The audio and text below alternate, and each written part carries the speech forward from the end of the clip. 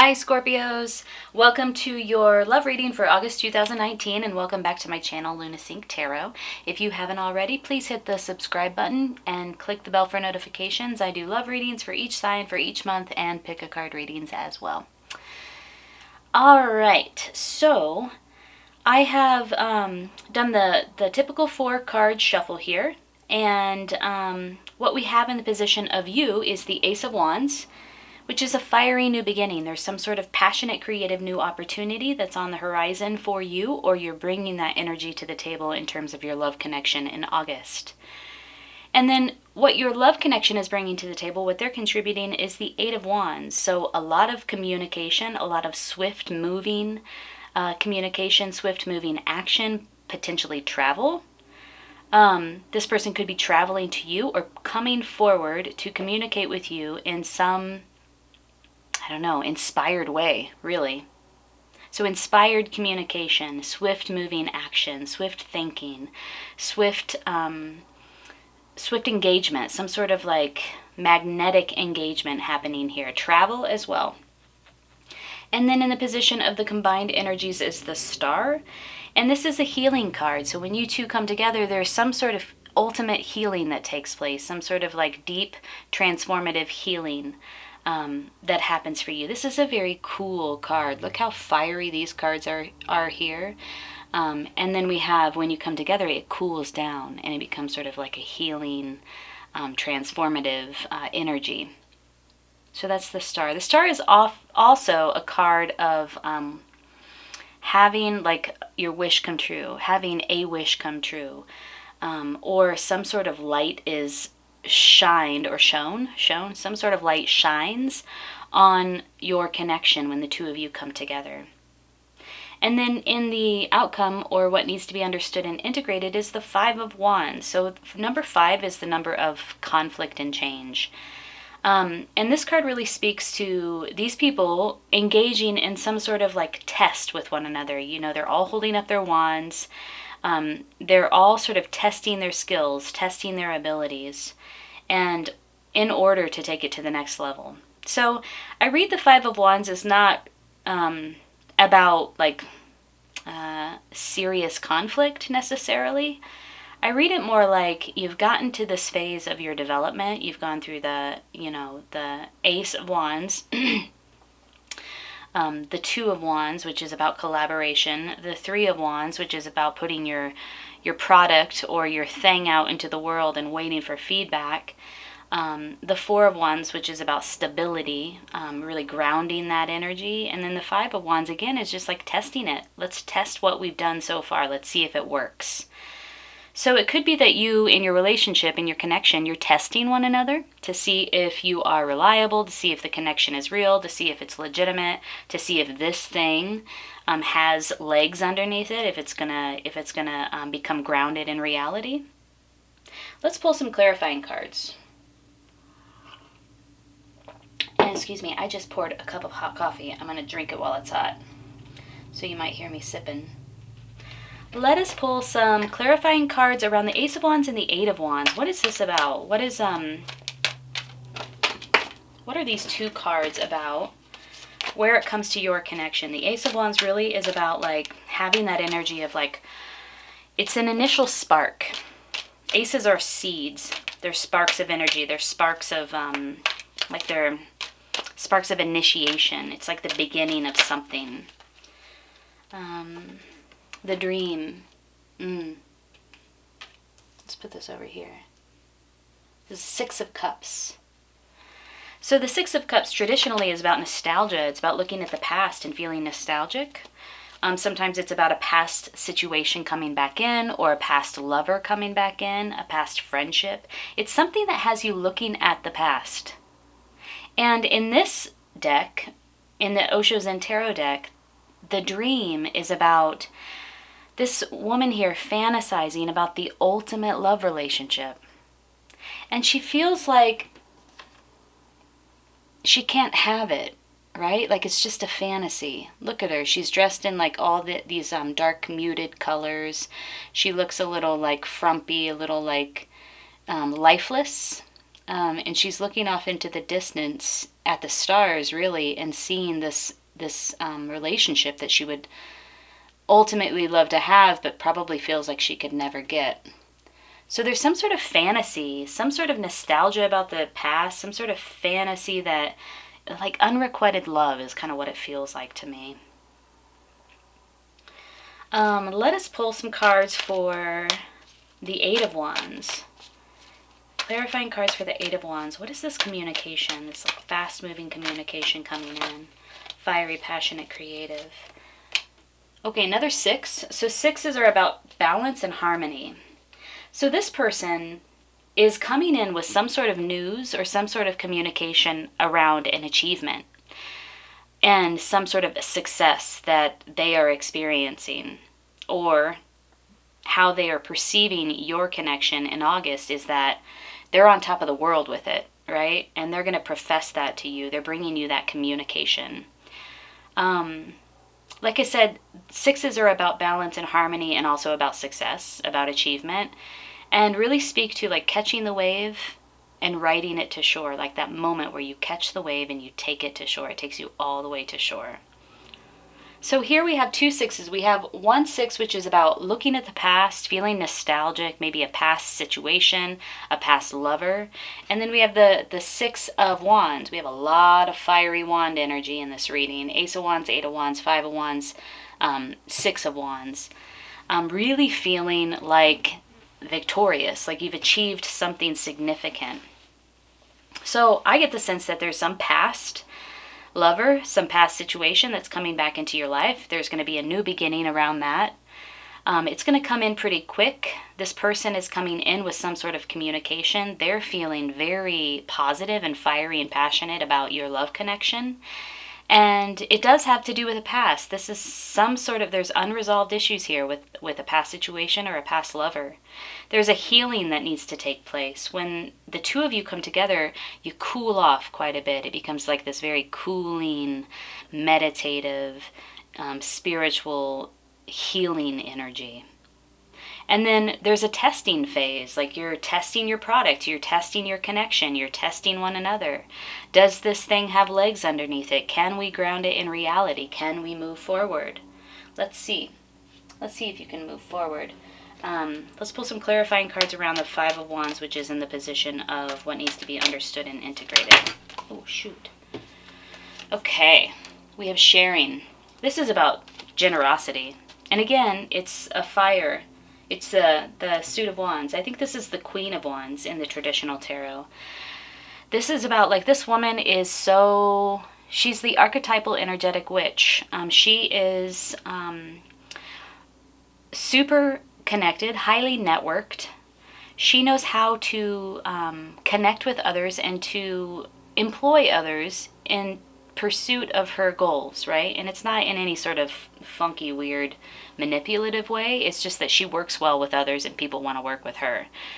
She's very generous. She has a lot of abundance surrounding her. So if you are entering into a phase of testing one another, I think what you'll find is that the connection is one in which, I don't know, it's either one or the other. I think what you'll find in this connection is that this person actually turns out to be very generous, very very willing to connect with you, very passionate, very communicative, very open, very welcoming. So pay attention to that as you move into this phase of, like, can I trust this person? Can I trust this connection? Ultimately, what you're going to get is the Queen of Wands, which is a card of great abundance and generosity. So let's see. Let's pull some Tarot of Sexual Magic. I want to know how this person feels about you, what they think about you, what they think about your connection, and what they think about your chemistry. So let's see. How do they feel about you and your connection?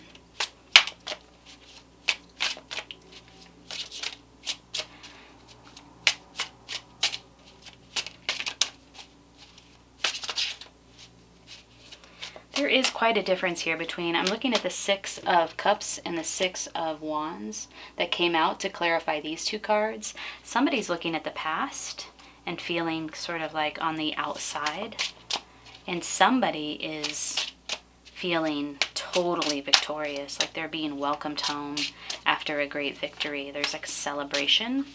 They're on top of the world. So there is a difference in energy there, which I find really interesting. Okay, how does this person feel about your connection? Here we go. It's the King of Swords. Let's look at this card more closely. There's a man here. There's a young woman at his feet. It looks like she's about to pleasure him. She's somewhat subservient to him. And there's another woman outside of this room looking in with a frown on her face, like an older woman. I almost get the sense that like that is the queen that's looking in from the outside at this, this sort of like this sexual scene that's taking place between her husband and this young woman. The King of Swords. Well, this is how they feel about your connection. The King of Swords is somebody who is very sharp, can be very cutting. If they are in the upright, if they're using their energy for, if it's the most positive manifestation of this energy, they are quick thinking, very communicative, very articulate. The King of Swords is somewhat emotionally detached. Like even in this picture, you see the king is looking off to the side and not really, you know, he's kind of rigid. He's not really emotionally engaged with this young woman. So somewhat emotionally detached. And that's how they feel about your connection. Either they think you are bringing that to the table, or they are bringing that to the table. Could be a third-party situation happening here too, because there are three people, or at least a third person who's somewhat disapproving of the connection. And there could be an age disparity as well. Somebody's much older. All right, how do you feel about this connection and this chemistry between you and your love in August? Scorpio, this is kind of a like sultry reading for you this month. How do you feel about this connection? How do you feel about this person? What do you think about them? I do see, though, that if you... Oh, here we go. If you look at the...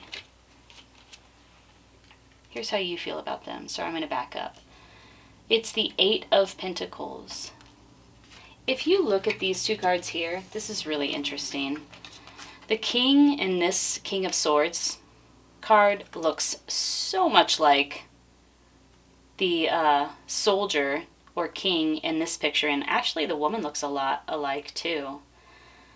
So for what it's worth, whoever's looking at the past and revisiting the past, this dynamic is something to pay attention to. All right, and so how you feel about this love connection is the Eight of Pentacles. You feel like in this scene here, we have a woman who's looking off in the distance. She's naked. She's holding a cup of coffee. It's like she just woke up. She's drinking coffee. She's looking off into the distance, sort of daydreaming. And she has this lover that's next to her that's paying closer attention to her than she is to him. It looks like he's admiring her, and he's also sort of naked and has the sheet over his groin area. This is a domestic scene, but it also speaks to a little bit of like, look how she's looking off into the distance. This woman here is looking off into the distance. Honestly, I think there's a little bit of a disconnect that's happening here. There's some fantasy. There's like somebody's not quite connected with reality. Here we have two kings, and then we have the Six of Wands, which speaks to like a victory of some sort, like, and that really reminds me of king energy, like victorious. I am victorious. I'm at the pinnacle of my achievement. type energy. So there are these two energies. There's this like energy of nostalgia and like not like looking off into the distance and like fantasizing and romanticizing and not really connected with reality. And then there's this other energy of like, I am the king, emotionally detached to a certain extent, feeling very like on top of the world, like they have the world. They're very successful. They have a great deal of achievement. So for what it's worth, if that speaks to you, those are the two energies that are coming up here across the board at the top in terms of what you and the other are contributing. All right, let us move on to what are we going to do here? Let's do a Crystal Wisdom Healing Oracle card. It seems like, a little bit of like, if we could dig a little bit deeper into what this connection is about for you, that would be nice. Okay, Aquamarine. That's a beautiful card. Let's read about Aquamarine. Maybe it'll tell us something a little bit more. Hope. Aquamarine has long been a healing gem associated with the sea and also with stimulating psychic abilities. It was believed to protect against seduction. You are deeply intuitive, but you need to assess this realistically. Okay, yeah, there is definitely some sort of, like I said, this is kind of a sultry reading. There's so much fiery, passionate energy. Many cards from the Wands have showed up here. And there's a like a fantasy type perspective that somebody's taking. They're not quite connected with reality. So it also says, do not be seduced by vivid imaginings, wishful thinking, or spiritual claptrap. Use your imagination to create what is for your highest good, and well-being follows. If you fall into depression, remember that hope shines into the darkest places. Okay, so yeah, I think this message is coming through pretty strongly here that somebody is fantasizing pretty hardcore. There's a lot of romanticism that's happening inside of your head about this connection or about this person. And the suggestion is to use your imagination to really create what is in your highest good. Instead of thinking about the past and instead of thinking about what could be, instead of feeling like you're on the outside of love, use your imagination to create what is in your best interest. So let's see, what else does it say? Release self-defeating programs, listen to your inner guidance, but be objective. Accept what's on offer. Watch out for idle gossip. Tie up loose ends before moving on. Remain emotionally detached. Avoid procrastination. Success may come in a court case. Stay positive and remember your family. So let's see. The frequency is high. The chakra is throat, third eye, and the timing is Aries, Gemini, Scorpio, Pisces.